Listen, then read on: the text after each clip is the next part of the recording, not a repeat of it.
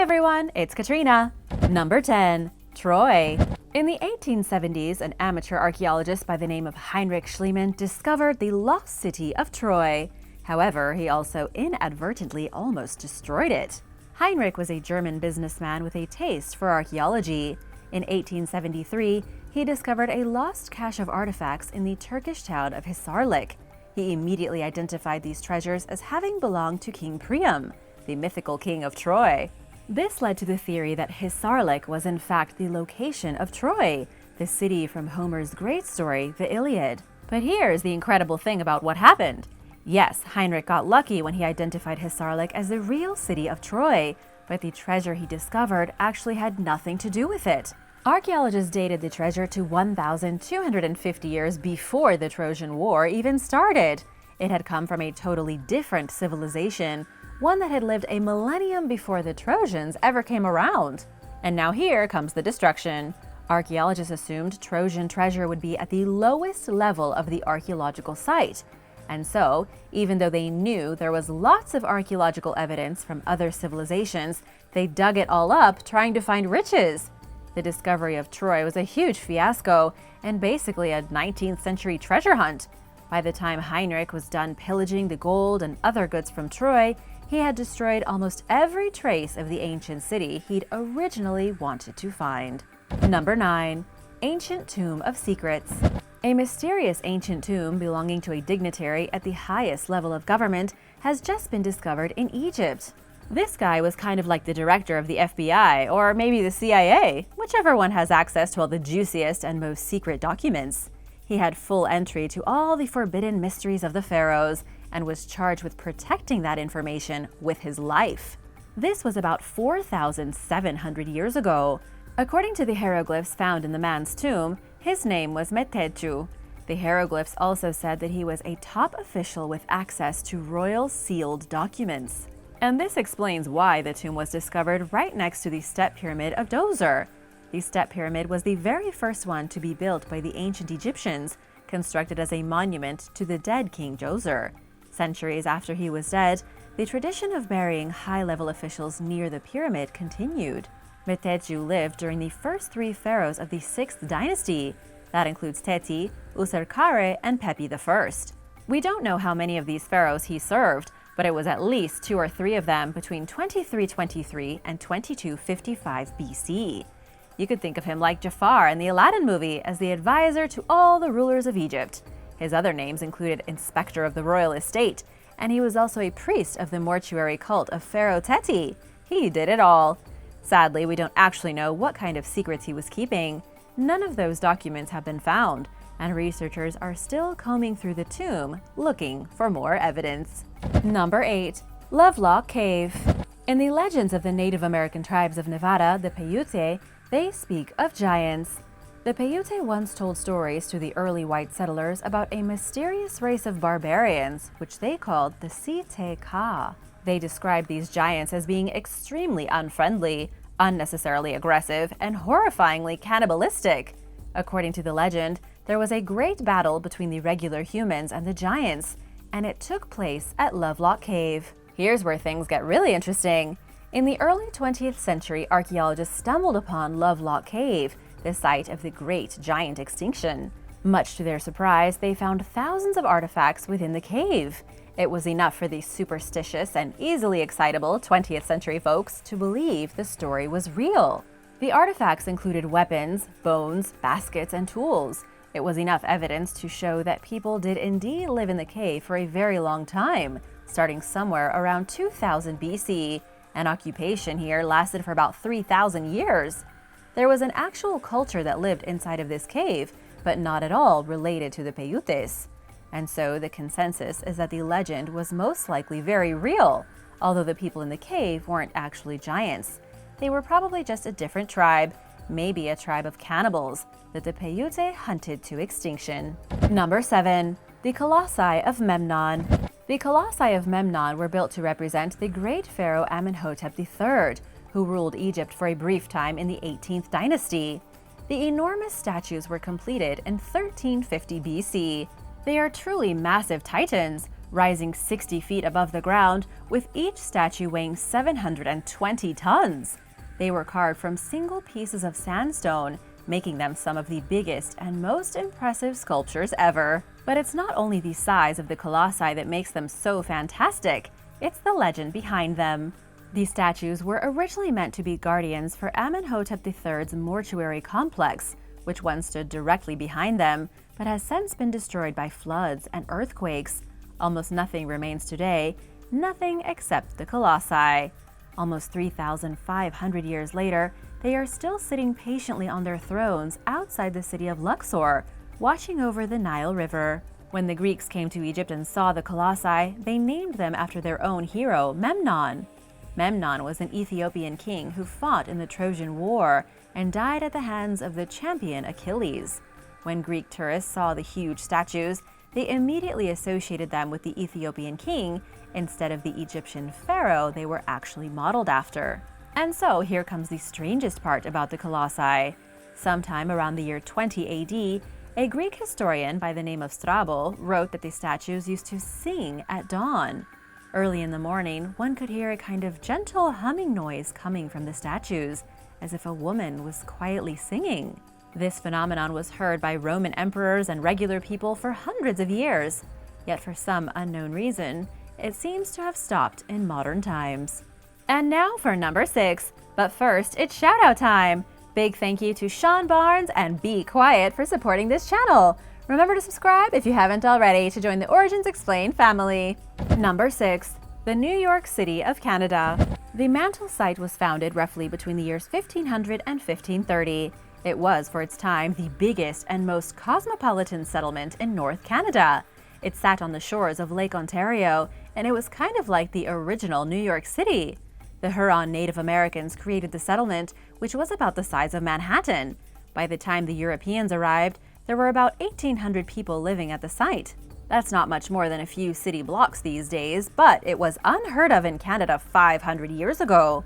The Native Americans usually lived in very small tribes of nomads and typically traveled place to place instead of settling in one large community. Researcher Jennifer Birch described Mantle as more of a medieval town than an old Native American community, because even though the cultures were wildly different, the formation of society was almost exactly the same. Sadly, there isn't a lot left of Mantle these days.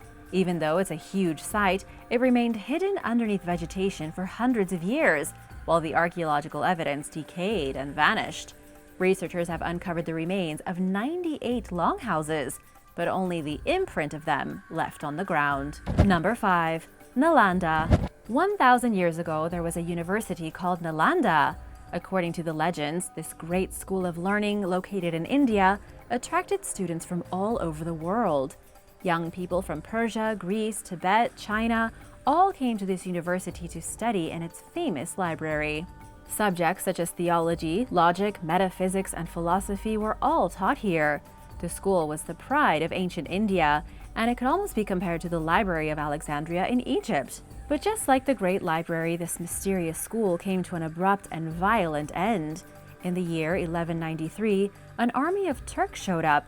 They ransacked the school, burned the Buddhist monks alive, beheaded the students, and left the people and their beloved university in shambles. The library was burned to the ground, and all traces of the school vanished until the 19th century. Legend goes the library contained so many books and manuscripts that the fire raged on for 3 months. And while that may not actually be true, it goes to show just how prestigious of an institution Nalanda really was. These days, Nalanda is nothing of its former self. All that's left are high stone walls that weren't torn down, staircases that wouldn't burn, and floors of brick that were lost under wild growth. The most famous part of Nalanda today is its giant stupa. Surrounding the main stupa are several smaller ones, containing the remains of the monks and scholars who once resided at the university. The current archaeological park is about 14 hectares, although researchers say that only represents 10% of the original area of the school. It was truly a massive and unrivaled place in the ancient world. Number 4. The Themistoclean Wall. In the year 479 BC, the Persians attacked Athens. It was a brutal fight, but the Greeks managed to push the Persians out of their territory. Following the fighting, Themistocles urged the Athenians to fortify their city. His suggestion was to build great walls to keep the Persians out. However, the Spartans didn't think it was a good idea. They believed that if the Persians ever came back, they would simply occupy the city itself and use its walls against the Greeks. Despite the warning of the Spartans, the Athenians went ahead and built the wall anyway. Within just a few years, Athens was surrounded by one of the greatest walls the ancient world had ever seen. It was about 8 feet thick, 24 feet tall, and 8 meters long. They even dug themselves a moat around the wall to help defend themselves from any potential invasion. Alas, the Great Wall turned out to be completely useless. In the year 86 BC, the Romans snuck into the city one night under the cover of darkness and smashed the wall to pieces. Emperor Hadrian rebuilt the wall, but later raids on Athens saw it destroyed yet again. And today, there is very little trace of the walls which once protected the city. Only a few chunks of it have been found, with the best preserved section near the Holy Gate, where the Romans once held a procession to the Eleusinian Mysteries. Number 3. Romano British Trading Center. Archaeologists in England recently stumbled upon a mysterious trade center from the days when Rome occupied the British Isles. Researchers with Oxford Archaeology were performing excavations at Bishop Stortford, a historic town located in the heart of Hertfordshire. The commercial center was built alongside what was once an ancient Roman highway. In fact, it was almost like a rest stop. It was here they discovered evidence of various businesses that had been set up in the town specifically to serve the needs of travelers. Sure, they found a Roman cemetery, plenty of Roman coins, and smashed pieces of pottery, but the really interesting discoveries were in the form of facilities, evidence of an ancient inn where merchants and adventurers would have stayed the night.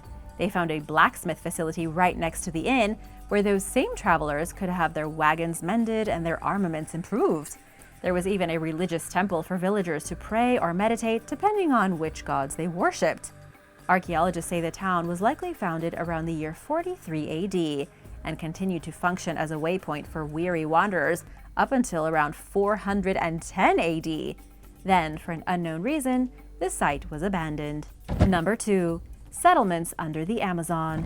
Just recently, researchers used specialized lasers to penetrate the dense jungle canopy of the Amazon.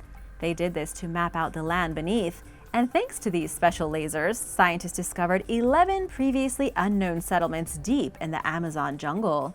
These settlements were complete with pyramids, waterways, highways, and so much more. This new discovery has revealed an entirely unknown world in South America, one occupied by an unknown but seemingly advanced race of humans. The researchers examined 6 specific areas within a region of 1,737 square miles. They did this in the Bolivian part of the Amazon using laser equipment fixed to a helicopter. They found 2 main settlements, which were about the size of large prehistoric cities, and then they identified 24 smaller sites, although 15 were already known. These weren't just a bunch of jungle huts. These were big communities with water managing infrastructure, complex canals and reservoirs, pyramids of over 70 feet tall, and everything else you would expect from an ancient society anywhere in the Mediterranean. It's believed this part of the Bolivian Amazon was home to the Casarabe culture, although almost nothing is known about these people. They occupied the region from 500 to 1400 AD, yet all of their settlements and villages have already been eaten up by the jungle.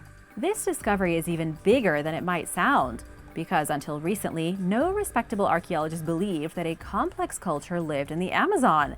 It was thought the jungle was too dense and the people were too primitive. But as we can see, that wasn't the case at all.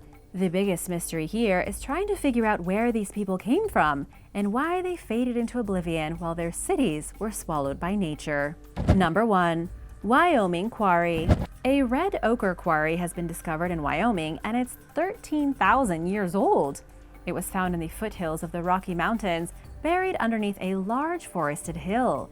According to archaeologists, it's indisputable proof that professional quarrying was happening at least 12,840 years ago, to be exact. In Wyoming, the Paleo-Indians dug the very first mine shaft in North America to bring out raw red ochre for use in all kinds of things. It's a pretty incredible timeline when you consider that humans weren't even supposed to have arrived in North America until 13,000 years ago. It seems unusual that in such a short amount of time, they made it down to Wyoming and became amateur miners. but there is no arguing with scientific dating.